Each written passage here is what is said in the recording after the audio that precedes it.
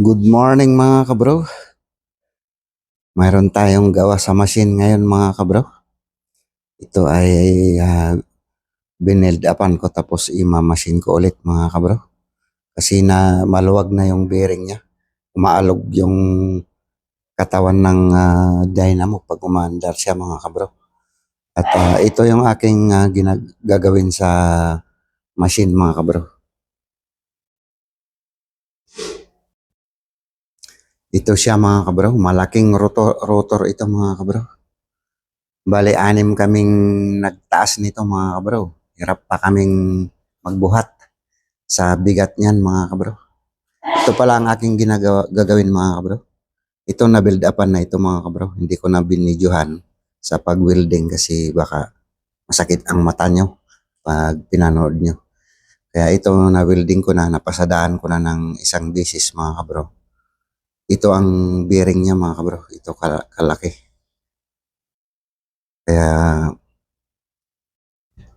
imamasin ko ulit ito mga kabro para kunin yung tamang sukat ng bearing. Yun lang mga kabro. Ito na mga kabro. Tapos na yung ating pagpipiting ng bearing. Ito na mga kabro. Lagay na yung bearing niya. Pero sagad hanggang dito yan mga kabro.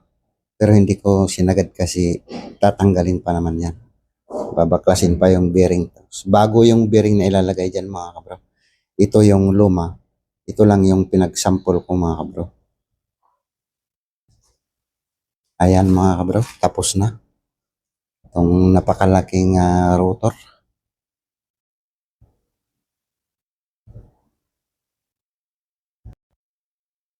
Ayan mga kabro. Tapos na ang aking ginagawa. Hanggang dito na lang mga kabro. Salamat sa inyong panonood mga kabro. At paki-like and share mga kabro ang aking video. Thank you. Bye-bye.